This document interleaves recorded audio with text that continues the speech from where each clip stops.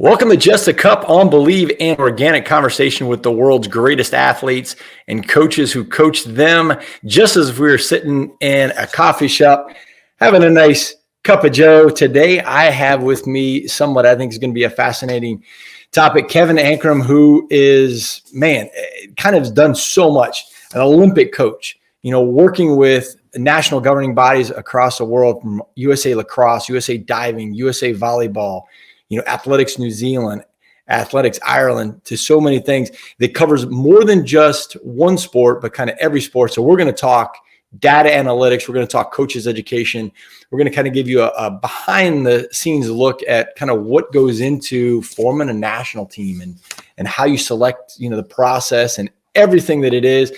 And I think with those of you that are a little familiar with AI, we'll talk a little bit of AI and some data analytics. Kevin, thanks for joining us, sir. Hey, good to be here. Good to see you. Hey, it's awesome. I mean, we've known each other for a long time, and I've always been fascinated by, some of the thought processes that you were with data science and data analytics. I mean, you were way out in front, and you helped kind of use that to, make some medals on stands with the Olympics that, Right. And championship levels that other people hadn't done before. How has AI really changed your world from a sports scientist and a coach? Well, it's made me a lot smarter than I am, than I perceive to be. But I really think, again, taking that opportunity when I first was looking just through social media, just as you do, just kind of plotting around, I saw some things around AI, and my first thought of when that came out is, hey, how is this applicable to sport? Immediately, because and ever since then it's just been like a huge wave of let's learn all we can while we can. So it's really been an opportunity for me to take data and data analytics and things that I'm doing and just throwing that against the AI. And it's just like every month or every couple of weeks something new has come out to help me learn more and more. And it's like, why it's to me. And I have another friend, Peter Vent, who used to work for the USOPC, and he's a huge data analytics guy. But for like guys like him and myself, it's like walking into a candy store with an unlimited budget. You just go in and do what you want. And I just find myself hours and hours. Hey, how can I look at this sport? How can I do this? How can I take these numbers? How can I push it in? How can I get information? And then what's really key is being a coach for 30 years is how can I apply this to coaching? How can I apply this to sport? How can I help this to teach? And because as a coach, maybe the numbers didn't mean. I'm growing up, obviously going through that process. The numbers, what did they actually mean? But now we've got an opportunity to really break that down in simplicity through complexity and derive how can we apply these numbers to sport to help get a better edge. Yeah, so I mean, one of the things that you're one of the experts in the world on is coaches education, doing stuff for World Athletics and USA Volleyball. How have you kind of shaped the coaching education process? Because I mean, you actually wrote an article a little while ago about the transition from being an athlete to a coach, which we see that across every sport now. I mean, you go in the NFL. I mean, how many guys, Pierce with Las Vegas Rams or Las Vegas Raiders, and you start seeing like, coaching in track and field, it's kind of been a thing that's kind of been a normal thing with an athlete. Volunteer and then move your yeah. But with other sports, I mean, soccer, I mean, it's become prevalent. How is that? When you wrote that article and you talked about the transition phase, because there's some athletes that are phenomenal, but they can't coach a lick because they can't relate. But then there's some that weren't quite that great that have become phenomenal coaches. Yeah, well, and I'll give credit where credit's due. When I spoke with a person that I know quite well, Frank Dick, who is a really masterful coach. Legend. Yeah, absolutely.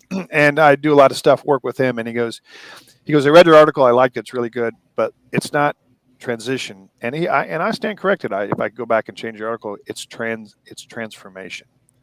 Because as an athlete, how good you can get, and then you get hired on to be a coach just because you're a really good athlete. That doesn't make you a great coach True. yet. I still think it takes that amount of time and more to learn your craft, because you're dealing not with yourself anymore. You're dealing with many different types of athletes and development and things that are going on. So it's really the transformation of athlete to coach. And some do it really well. Some are very poor at it.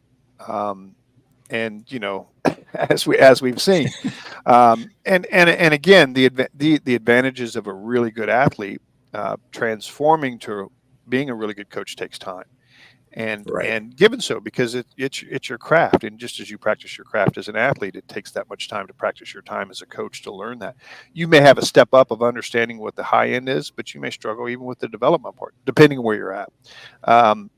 But I really believe it is a transformation.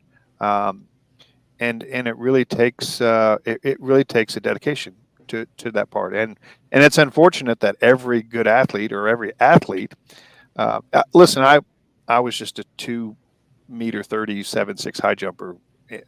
I still call that mediocre. Maybe it's good these days, but I got into coaching because I knew that's where I wanted to be, Right. and I started coaching really young. And to me, I obviously coached a lot more years than I ever was an athlete in that way. So I still think to this day, as a continuous learner, I still haven't learned it all. But I would still say it took me 15 or 20 years to really understand what coaching is about before. What is the biggest hurdle or obstacle for somebody coming in from being an athlete going into the coaching ranks? Yeah, I really. Mentorship is the best thing, because you can ask the stupid questions and get really good answers. And I think probably the biggest hurdle is just that it's just the experience, of there. I tell you what, you always dreamed of being on a track in Olympic Games and knowing what that feels like. But it's much different than what you ever imagined once you finally get there and you're with those athletes, and you're, you got your relay team huddled around you for an example, and you're having to, finally tell them what's going on. It's just unimaginable. It's different, but that's where I learned my craft. It wasn't in a book necessarily. Right. It was the application of that, and it was in the warm-up track of a World Championships or Olympic Games where I learned the craft, because you're seeing the best in the world and how they do it. And so the biggest hurdle to me is just that experience. If I had never seen that, it just like if we were at an NCAA, if I'm always just doing conference and local meets, I don't know what it feels like to be in an NCAA. Right. I don't know what those coaches are doing or what that's like. But until I experience that or get that opportunity with that one athlete and then understand and see and help grow, that's probably the biggest thing, that growth mindset, and also that ability to grow through those experiences, because you're the sum of your experiences at the end of the day. And I really think that is a huge hurdle, is that people can be really book smart. And again, this is a part of that process of what's the biggest barrier. It's the application of knowledge to that athlete or to those athletes or to that team is the biggest hurdle, because they may know a lot, but it may not always apply for every scenario. With that learning piece, the coach's education, you're pretty vital in what USA Volleyball has done, over the last couple of years of developing their coach's education. What aspects of that have you kind of put into the program with USA Volleyball? Well, it's more about the mixed learning. Hey, what can we learn online, right? And then how can we apply it? And I think that's been the opportunity. Before, there was just courses that they have taken, was called CAP, and the participation rate through the 60,000, 50,000 coaches that they have registered was only 2, 6, 8% max of people that were taking courses. That's crazy. Or getting certified. Whereas the touch points with online education, now you could probably touch through some way or form or another, through them being able to read a module or take a number of modules, could be 40, 50,000. So it's the engagement, and that's kind of part of our mission, is the engagement of coaching, because the engagement was so low through just certification. Now the engagement through learning is what we're really trying to push. That's a huge mission. So, and it's more as the program evolves of what we're doing initially. The initial start of what we started with the coaching education was, hey, let's just get engagement and let's just do some continuous education. Now we're looking a little bit more about how we're applying and getting away from certification and how we can coach coaches. So, like I said, in summary, it's all about it's engagement, touching people and getting people, just giving them the right knowledge from what we believe a federation should be giving, not just anything and everything. Right. So we talked about how, before we got on the show, just about how we used to learn, like, back in the day, 30 years ago, learning to coach. I mean, wow, I love it. I got it. I mean, get a periodical, get a journal, and you're reading through things, and half the stuff was way over my head. I didn't even understand what they were talking about. But you'd get that, and you kind of look at it, but you were only going to be able to get those, every so often, because they were print. They were actual, in hand printed material. So it wasn't like somebody could pop up on the internet and do that. And I mean, internet, boy, man, actually, I'm starting to talk about this and it makes me sound like I'm really old. I don't think I'm very old. But I mean, that it's transformed, that you can look and watch videos and get seminars and notes as a coach. Access of information is just 100-fold of what a generation, through a couple generations, have hit. It's just amazing. Yeah, it's kind of crazy. I mean, how it's evolved, and it's kind of not just evolved through one sport in particular, but across the spectrum of all sports. And there's a lot more interweaving. Have you noticed that between, I mean, everybody's just, I'm volleyball, I'm a lacrosse, I'm a football, I'm a soccer, I'm a baseball. Now everything kind of intertwines. Yeah, because you have access for, hey, what's I would, let's just look at volleyball. How can I increase quickness, jumping ability? Now I can go and look at what other sports are doing and what they have online and how they've researched it. Football, is dug into track and field and saying, how can I improve my start? How can I improve my sprint cadence, et cetera, et cetera. So I think that's been great for sports because especially a lot around mental health and wellness. What are certain sports doing that are a lot more engaging that area, and then how can that pan across different sports? But surely, again, we come from a track and field background. We had to deal with a lot of psychology, physiology, and we had a lot of those things. But back in our day, if we would have had the access to different sports, I would definitely be looking at a lot about what other sports are doing and the psychology and the mental health, the mental well-being, the motivational parts of it, where track could just blow the whistle, where it'd be a lot different using the information from different sports now, right? Absolutely. And when you talk about using information, I mean, that's data. And it's been amazing to see the evolution and transformation of data being used in all sports, where track and field, it seems like data has always been there. I mean, you always looked at data. You're looking at, well, this time did this and this time did this. And if you increase that, but now it's transitioned to everything. And I mean, everybody seems like they have a data analyst on their staff. What's the metric behind what they're doing? How have you seen that? Because you're a data guy. And I've been fascinated by your funnel and how you can kind of use it as a predictor. How has it really changed, even in the last little bit, the evolution of data analytics in sport? Yeah, like we mentioned before, the AI has just helped to really clean data, comb data, find gaps, find areas, analyze, and being able to grab data that you thought was unusable to be usable. And also, like we said, it's the application of coaching. How, track and field always had some data. It's always a timed event, start, finish, what's the numbers, how it is. But I think now with AI, we could break that down into, every 10 meters, but we were able to do that before, but now we're able to run that against AI and certain models and saying, tell me what I don't know about that data. And what is great about it is that you'd have a data scientist come out to the track. They would throw out all their speed gates, all their lovely little scientific things, go to the coach and be like, I don't understand any of that. Now with AI, I can break that down and say, okay, we need to work more in cadence.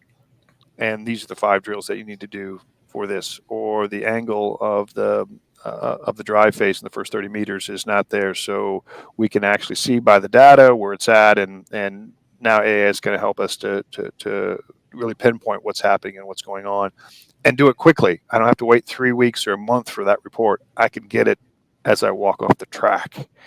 And again, you look at football, which I still call it football, which is soccer, internationally. Right. Their data analytics is well beyond what we could ever imagine on their tracking and what an athlete's doing, where they're at, real life, in game. And football, the American football, gridiron football, they're doing the same. Those people within those sports, because of money, know everything and what's going on with their data analytics. And well, just look at the concussion protocol within Monday Night Football. Hey, the data analysts are looking to see what kind of hit that was, and surely they're using AI to say, okay, that was a certain hit. You got to be put in the blue tent to go check him out. That was never the case before, but look what data and that AI is actually doing for it now. So, I mean, and this is only the beginning. I mean, scratching the surface in my view, because once we're able to read video, it's going to become more usable for just the common people like myself to put in a sprint event of the 100 or a diver off the diving board and say, give me the feedback on this, and boom, it's already there. What can I do to improve it? But it's already there. We're already there. It's just not readily available for everybody, but the multimodal use of AI is just incredible. You're listening to Just a Cup on Believe. If you've enjoyed the episode so far, please subscribe, like, comment, and please share with as many people as you can. It's how we continue to increase this reach and get more and more listeners, and just kind of add to this show. Remember, it's every team, every topic. This is Believe, and I have Kevin Ankrom on, who is been all over the world. Literally, not figuratively, literally. 142 countries. I mean, that's just insane. That's just absolutely insane. And I want to, touch on this because I think it's fascinating because, sometimes people in America live in this bubble. Yeah. Not sometimes, we completely live in a bubble. Yeah. And we think that, all that happens is just in America. And you had an opportunity to work, Hong Kong Institute of Sport, Athletics New Zealand, Athletics Ireland. How much different is sport from a youth, I shouldn't say even youth, like high school kind of age level, right, in those countries compared to in the U.S.? Yeah, again, it's you go to China and it's a total different experience because, they're weeding out their hundreds of thousands and saying you're going to the sports school for the rest of your life. You go down to New Zealand, or let's just drop into someplace somewhere in Africa. You may not even start sports until your mid 20s or lower 20s, and high school is just high school, and you're just mucking around, just having a good time. So it really, regionally, continents, a lot of people are a lot of difference, and that's why the development of certain athletes at certain places in certain areas are so much different. But on the same hand, there does come a time in life where that all equals out, and regardless of the sport, because of age and different things. But it's much different, and it's a real learning experience. There's also a better understanding of what even the U.S. does. Hey, you're especially, and I'll go back to track and field. Especially in track and field, your prime is college, and Right. And you would say that the number of really good athletes, because if I'm a college coach, I want them to do well afterwards if they're that incredible. But you also see a lot of athletes that don't go beyond, and I won't get into the really hard details, and I've done that analysis, but we could have a lot more medals if we really focused on winning medals and not having that development being between the ages of only 18 to 23. And you look at Europe, their development ages are really 18 long-term to 28 to 30. And Right. that's where they're focusing in on, more of what they would say long-term development. Well, the funding, I mean, obviously, when you look at from a collegiate standpoint, in the United States, tops off. The college, the amount of money. I mean, you could definitely attest to the amount of money that a major college sports program puts into it is bigger than the national team for a Yeah. country. And you're talking about there's 18 of them in like the SEC or Yeah, the well, ACC or something like the that. big difference is once you're out of college, you may not have the support if you're a fringe athlete, that'll drop off. Whereas if you're in Right. Europe, you're going to get the money from your club or your federation. I signed checks for 300K a year for athletes from a federation because they were gold medalists and they deserved it, and that's the support that they needed for their coach and their Right. training and That those doesn't things. happen with USA Track and Field. No, and for given reasons, they're not government funded. Right. And we were government funded. So it's all a balancing act, and it's all about doing the best with what you can and where you can. But I definitely believe in the U.S. Why don't we think about it? We're a throwing nation. Why don't we have javelin throwers that are just bombing it out of the stadium Right. from the women's side, even from the men's side? It's just because it's not, a beautiful sport or beautiful event. Baseball, softball's much funner to watch. In those aspects, maybe that thought pattern would be there, or the money's there or the fun is there for it. Right. Javelin's a Well, hard event. you also have athletes go to universities in the U.S. for recruiting purposes, not Right. necessarily for coaching purposes. They're going for whoever recruits them the best, not necessarily who could be coaching them the best. And let's not get ahead of ourselves. NIL, it's about money now. Oh, absolutely. Yeah. Now, absolutely, for sure. So it's before it was kind of under the table money, Yeah. but now it's out front. And I think that's going to change the landscape of our athletes in a lot of different sports. Where Europe and Asia and different places, it's evolving, but it's becoming more organized. It stays a lot more of building on what they've done in the past, and it's creating. I think there's a lot better organization around development in Europe, and it'll stay. Where NIL is just driving everything crazy. What is development in the USA? Yes, it's driven by money, but that doesn't necessarily mean that your best sports are going to be developed through that. That'd be a good data analysis now, wouldn't it? Oh, absolutely. I mean, I would love to see. I would love to see now, like with the transferring. I mean, kids at the collegiate level in the U.S. in every single sport. As soon as somebody makes them upset as a coach, they just transfer to another school. Or if they don't like it, or if they get more money at some school, or somebody recruits them better, there's that lack of opportunity for long-term development. Because and I'll ask you this question. I mean, coaching's not a 1 year. You're not going to get all the coaching done in 12 months. I mean, it's a maturation process where you're learning, and as a coach, you're learning that individual. Yeah. I mean, it takes you a year to figure a kid out.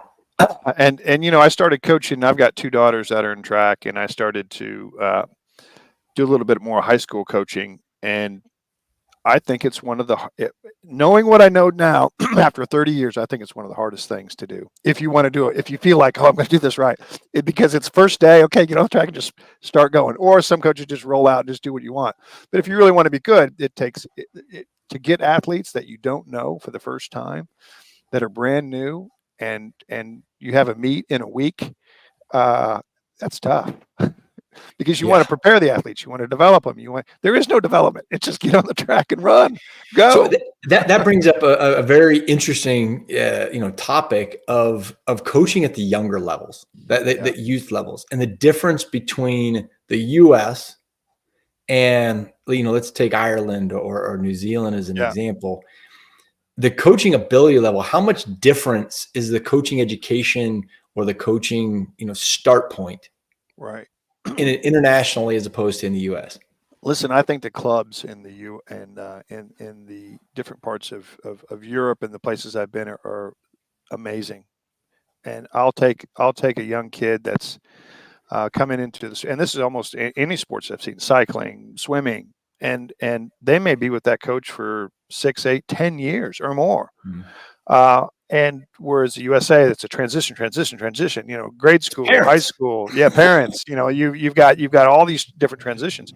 So you've got a huge advantage in some cases. And if you think that grade school coach or that club coach isn't knowledgeable, they are, because they're dealing with their elite kids and their development kids, and they've brought that development kid to an elite level and have taken them through every stage. There's still challenges. You'll still have coaches who think they're better than they actually are, and that's okay. But some who know what they're good at doing and that age level are really, really good. Whereas I'm not saying that high school coaches in the USA aren't good, but they have a less limited time to be able to uh, develop that athlete because they may only have them for 4 years, or in some cases they're in other sports. So think of the time span. I have this kid in this event for 3 months, whether it be basketball or golf or track. Whereas in the club, I've got them year around, every year for 10 years. You really get to know that athlete. I mean, and you really understand what that athlete is. So there is a big Absolutely. difference. And, it's just fortunate that the U.S. has just an amazing talent pool. Yeah. The talent pool is pretty large and it's pretty diverse, and Yeah. But if it's you're a kind of small ever flowing. country, you've got to develop what you've got.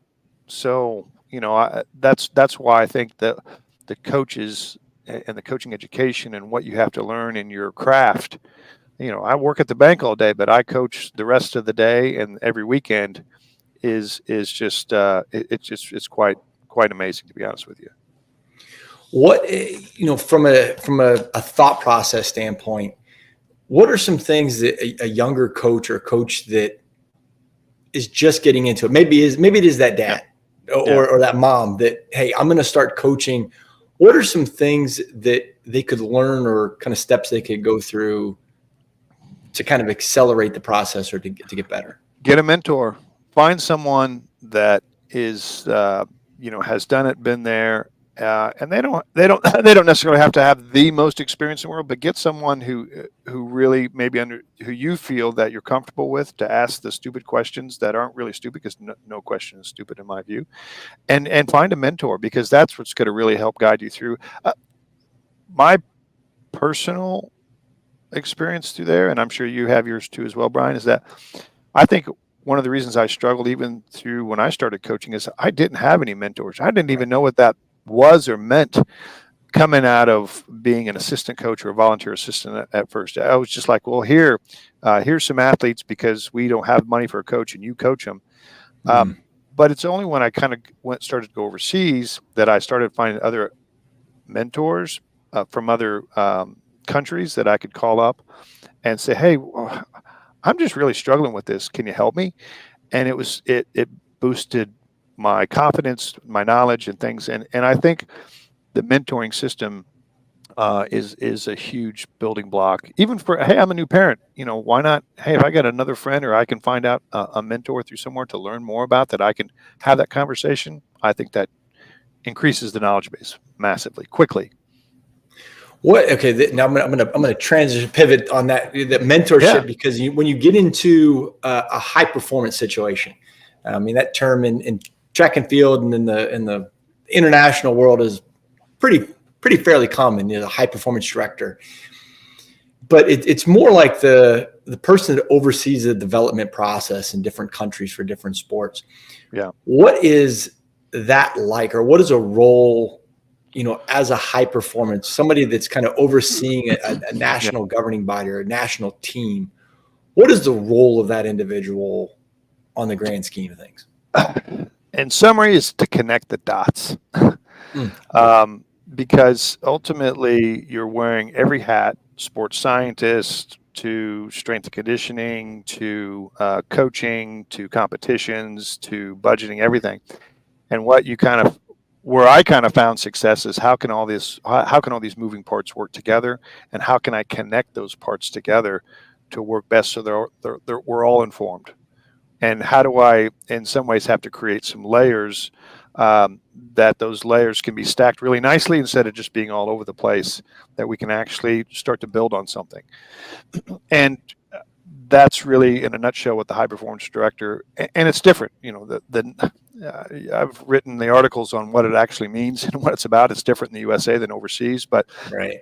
even if you're let's just say if you're chief of sports, high performance director, performance manager, whatever the name is, if you're in that position that you're overseeing, athletic director, your sport, it's really important how do the dots connect? How do we all work together to best look at the models, what we're doing, the strategy, the plan, execution of that plan, the the ability to pull everyone together to find a North Star, and we all work together.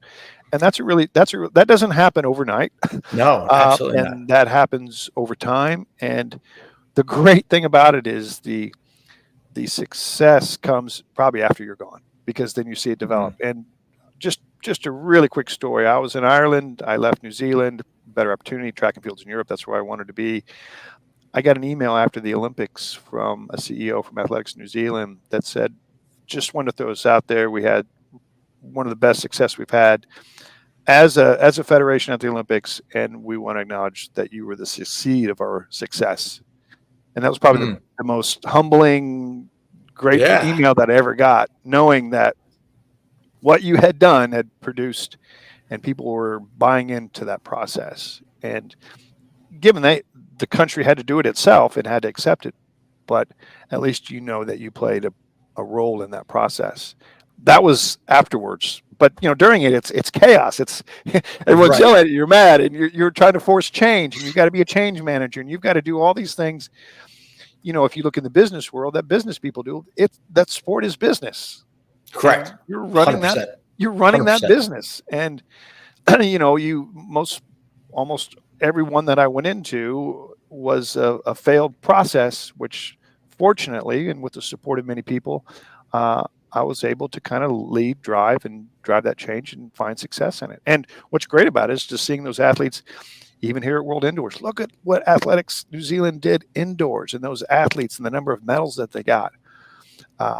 Your Tom Walsh and the pole vaulter. Those guys were all built from that program that we created then, and they're part of that. Right. And I can't say that I'm the one that did it as far as those athletes very, very specifically, but there was a role played in developing a system or systematic approach of understanding of what success and what good looks like, and now let's follow that process.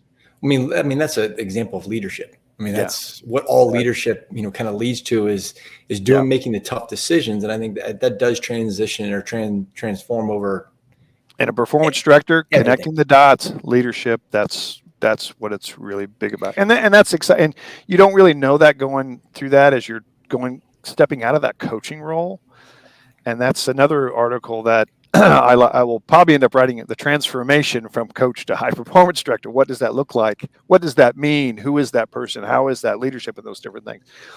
You look back and think, wow, I could have did that different, but you also learn from mistakes and things that you did. But ultimately it's the success that I see afterwards. That's really heartwarming, but yet knowing that what you did was it was pretty cool. What do you think?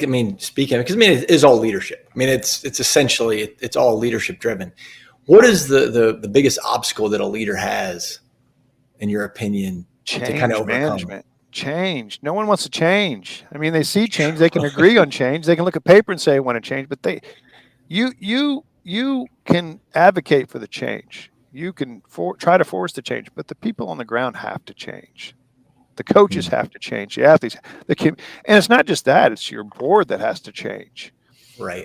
It's the people who are investing have to change. So that's a huge obstacle. Change management, and again, so the influence. Then you look and seeing how if I got 10 objectives, what is change? If I can get these 6 over the line in the next 2 years or the next year, then I feel that I've made enough change in order for that to happen. If I only get 1 done, this just isn't going to happen. I'm getting out of here. I can appreciate that for sure. Because if you're in a situation you just can't. And I've gone to some countries where it's just people just not going to change. They're culturally different. You've done your best to try to assimilate, to try to do everything you can to bleed in, to feed in, to be and understand what they are, and you could just tell that these people just aren't going to change. So. You do what you can, and then you decide to leave. And you see, and the reason I say that may not happen with me, but I've seen a lot of your U.S. coaches come overseas, try to coach, and how many make it There's over? Not many. There ain't that many, dude. So there's not many. And so that goes to attribute to spending 20 years. You've really understood what that change management is, what that leadership is, and how, not only how to survive, but to be successful. Yeah, I think you see that in the ranks of in the professional sports in the United States, individuals that go from college to the pros, and they think they can do it the exact same way, and it doesn't work. Yeah. Because of the mindset or the thought process or how things are set up. You see that all the time. This is the NBA. We don't do that. Right. And we're not going to change to your college mindset. College thought process. Yeah. No, so it's change. That's the barrier. Change management. How good of a change management leader and that you can be to implement those things. The whole subject is definitely fascinating. And with the Olympics coming up this, in a couple months, actually, what is something that you blows think? My mind. I know. Think about that. The Olympic Games, Paris is just a couple months away. Yeah. It's nice and warm in Florida where I am, but it's not so warm a lot of other places. Everything it's summer, in Paris. What do you is there anything that you look for to see that you might be changing in the Olympic Games, that just overall, is there anything that you're looking at, thinking for that, hey, this is going to be exciting? I like watching, obviously, athletics or track and field, but I like watching a lot of the other different sports that I don't get to see. Right. And whether that be surfing, whether that be gymnastics, there's just so many. I always used to go to the Olympics. And when I had my opportunity where you had no time off, but yet maybe you had some narrow time, I'd go watch the cycling. Really? Oh, I loved it. That's fast. I love seeing the time trials, and I like to cycle myself, so I had an interest, and I want to see world-class athletes on a bike and what they're doing. And so I really like, that's probably what I'll look for the most, and Paris as well, just, because cycling and Paris and France it's all about cycling, Right. The tour. Yeah. So I'm sure that will be a very well attended an event. And I again, so that's probably some of the things I just like the different sports. I like to see what people are doing in different sports. So, okay, I'm going to ask you this question, because you've been all over the world, Yeah. and sports are unique in various parts of the world. Is there a sport that you've seen over the course of time that's not very popular, not very common globally, but you are like, this is crazy? Go to Thailand when they're playing volleyball with their feet only, or Really? That's amazing. Just imagine the spike. They'll do a reverse kick like in football, soccer, where they'll jump up and they'll do a reverse kick. That's their spike. That's crazy. Over the net. That's really the talent of that is just amazing. Athleticism, holy smokes! Yeah, and you'll see another weird thing as well too. There, it's they'll play head volleyball where they're just heading the ball over the net, setting it up, and spiking. And I'm doing this in volleyball, but because I'm in volleyball and I've seen some of those things. But those are just a few of those. There's just really, if you're in a field with nothing, people are inventing things to have fun and play sports. Your time in Ireland, mostly that's in those small countries that don't have much. Right. Now, your time in Ireland, you ever see curling? No, I'm not talking about Canadian curling, but the curling, hurling, where they beat the living crap out of each other. Yeah, it's brutal. It's just fascinating. It's and you think you're good with a stick? Those people are good with a stick. The control of the ball, movements, the passes. Imagine having that little stick, yay wide. Someone just thrashes a ball at you as quick as possible, and you grab it in the air and control that stick. Yeah. So I try to ask different, especially track and field athletes that have been around the world, and it's such a unique sport because you get to travel. Has there been any food places or any places specifically that you've had an opportunity to travel to that one maybe kind of amazed you, or you were maybe kind of like taken back by? Korea. We were on a world site visit to the World Championships in Korea, and we got to sit down with one of the regional, I guess he would be considered the governor of that area. And there was about 12 of us, including with the World Athletics. We walk in a room, we sit down in this table. I mean, it was just like a massive table that you'd have to, look with a pair of binoculars to the other end. Right. And it was just filled with food. And, and at the time, Korean food, spicy, different, sweet, hot, all these different things. I'm like, no way, dude, I'm not eating this. And it was the best food, even to this day, that I was like, wow. If I could go back anywhere, anytime, and I'm glad you asked that question, I would go right back to that moment, because that was absolutely blew my mind. And it was just endless. Something was finished, you'd have someone already coming in and putting the same dish back there. So, and it was just incredible. So, I mean, the food globally around the world, wherever you go, you can always find something that's really different but really good. Has there been Olympic Village food that you thought was the best? Or is it kind of just that? UK was probably the best. That would be shocking, because most food in the UK. Yeah, I know. But they make all, every Olympics has their corners. The halal, the McDonald's, that's always there. Right. Which you avoid that like the plague, because you eat McDonald's every day. But then you're like, you know what? It's the last day. I'm going to McDonald's. And there's Usain Bolt lined up getting 30 nuggets. He's actually out. But I remember having Domino's pizza in Beijing, which was just the most random thing I think I've ever had. I shouldn't say I would never eat Domino's pizza in the United States, but I ate it in Beijing because it was something maybe a little more familiar for me. I think the dining halls are a great place. Again, even if you're there for the entirety of the Olympics was with 2 or 3 weeks, you'll still get kind of tired of the food, because it'll just be the same things basically over and over again. But you'll go to the Asian part, you'll go to the different places, and then doing that every day, after about 2 weeks, you're kind of like, let's see what's on the outside. Give me a pizza. You can get pizza inside too, but you can definitely. No, it's fascinating to be able to travel and meet other people and meet people from around the world and around the globe, and to just different cultures and different experiences.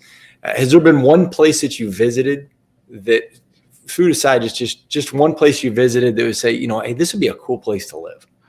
Yeah, I'm still a big Asian fan. I loved Hong Kong, and I could hang out there I lived there for 7 years anyhow before I moved. I met my wife there. My kids were born there. I could go back to Hong Kong and amazing chill. City. Yeah. And it's like, I don't know, I still compare it to New York, but just more condensed and more crowded. Which, for those of you that have lived in New York City, those of you who live in New York City, if you think of something as more dense, more condensed, that's kind of Hong Kong is dense. Yeah. Oh my gosh. I mean, absolutely fascinating. That's good. Kevin, man, I appreciate you being on the show. You definitely some fascinating advice.